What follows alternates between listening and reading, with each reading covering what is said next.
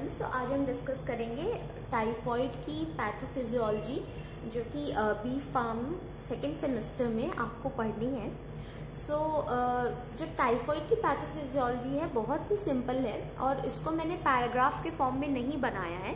मैंने इसे एक फ्लो चार्ट के फॉर्म में रिप्रेजेंट किया है ताकि आपको समझने में ईजी हो, और एक बार अगर आप इसे समझ जाते हैं तो फिर आप इसको ईजिली पैराग्राफ के फॉर्म में रिप्रेजेंट कर सकते हैं। राइट, सो हम स्टार्ट करते हैं। सबसे पहला स्टेप है ingested Salmonella typhi contaminated food. जो टाइफॉइड का कॉजिंग ऑर्गेनिज्म है वो एक बैक्टीरिया है जिसका नाम है सैल्मोनेला टाइफी, और अगर हम इसका कंटामिनेटेड फूड खा लेते हैं तो टाइफॉइड होने के चांसेस होते हैं हमें। तो फर्स्ट स्टेप है कंटामिनेशन, कंटामिनेटेड फूड के थ्रू होता है। फिर ये जो है फूड हमारे स्टमक में जाएगा, ठीक है, स्टमक में जाता है, और स्टमक में जाने के बाद ये हमारे इंटेस्टिनल वॉल के पेयर्स पैचेस में जाता है। आपको पता होगा कि हमारे इंटेस्टाइन में पेयर्स पैचेस होते हैं, फोल्ड्स होते हैं जिसमें पेयर्स पैचेस होते हैं, और ये उसे हम पेयर्स पैचेस कहते हैं। और उसके अंदर आपको पता होगा कि लिम्फ नोड से कनेक्शंस होते हैं उसके। तो वैसे ही पेयर्स पैचेस होते हैं इंटेस्टाइनल वॉल में, और जो मैक्रोफेजेस होते हैं इंटेस्टाइन में वो इस बैक्टीरिया को पेयर्स पैचेस के थ्रू ले जाते हैं लिम्फ नोड्स में।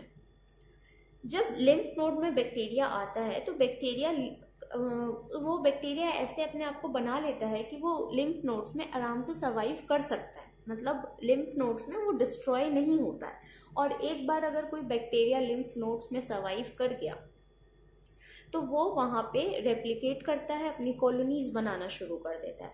तो bacteria within the lymph nodes survive and colonization starts. फिर लिम्फ नोड्स के वाया वो बैक्टीरिया ट्रैवल करता है लिवर में, स्प्लीन में, गॉल ब्लैडर में और बोन मैरो में।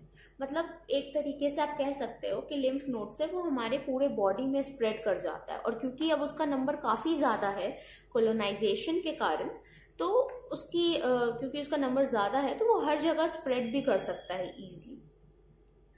जब वो पूरे बॉडी में स्प्रेड कर जाता है, फर्स्ट वीक के विदिन आपको कुछ सिम्टम्स दिखते हैं। तो फर्स्ट सिम्टम होता है बॉडी टेम्परेचर राइजेस, और ये होता है फर्स्ट वीक, मतलब कंटामिनेशन के बाद जो फर्स्ट वीक होता है उसमें आप देखोगे कि बॉडी टेम्परेचर जो है वो राइज हो रहा है। सेकेंड वीक में आपको कुछ और चेंजेस दिखेंगे। सेकेंड वीक में दिखेंगे कि आपको एब्डोमिनल पेन स्टार्ट हो गया है, स्प्लीन का इनलार्जमेंट हो गया है। स्प्लीन आप जानते होंगे, स्प्लीन का इनलार्जमेंट तभी होता है जब हमें कोई इन्फेक्शन होता है। तो सेकेंड वीक में एब्डोमिनल पेन और स्प्लीन का इनलार्जमेंट होता है। थर्ड वीक में नेक्रोसिस होने लगता है पेयर्स पैचेस का।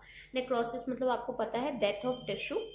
तो पेयर्स पैचेस की डेथ, टिश्यू जो पेयर्स पैचेस के टिश्यूज हैं वो हमारे इंटेस्टिनल हेल्थ के लिए बहुत इंपॉर्टेंट है, और उसका नेक्रोसिस होने लगता है। और इस कारण से जब आप समझ सकते हो, जब इंटेस्टाइन का कोई पार्ट है अगर उसमें टिश्यू डेथ होगी या फिर उसके टिश्यूज की टिश्यूज कम होंगे, ऑब्वियसली परफोरेशन होगा। तो फिर परफोरेशन होता है, ब्लीडिंग स्टार्ट हो जाती है, और अगर टाइफॉइड को नहीं ट्रीट किया गया तो it can also lead to death. तो ये पूरी जो थी पैथोफिजियोलॉजी थी टाइफॉइड की। अगर एकदम सिंपल टर्म्स में बोले तो, मतलब अगर आपको सिंपल टर्म्स में समझना है कि कैसे टाइफॉइड की क्या पैथोफिजियोलॉजी है, तो आप ऐसे लिख सकते हो, और इसको पैराग्राफ में कन्वर्ट करोगे तो आपको फुल मार्क्स मिल जाएंगे। और एक साइड पैराग्राफ में कन्वर्ट करके लिख सकते हो आप, और एक साइड ऐसा ही फ्लो चार्ट बना सकते हो। तो ये 2 to 3 पेजेस का आंसर आप रिप्रेजेंट कर सकते हो। मैंने इसका ओरिएंटेशन एक बार के लिए चेंज कर दिया है ताकि आपको फुल फ्लो चार्ट एक बार में दिखे। आप इसका स्क्रीनशॉट ले सकते हो और सेव कर सकते हो या फिर नोट डाउन कर सकते हो, और इसको ही आप अपने वर्ड्स में एक्सप्लेन करके पैराग्राफ में कन्वर्ट कर सकते हो। Thank you.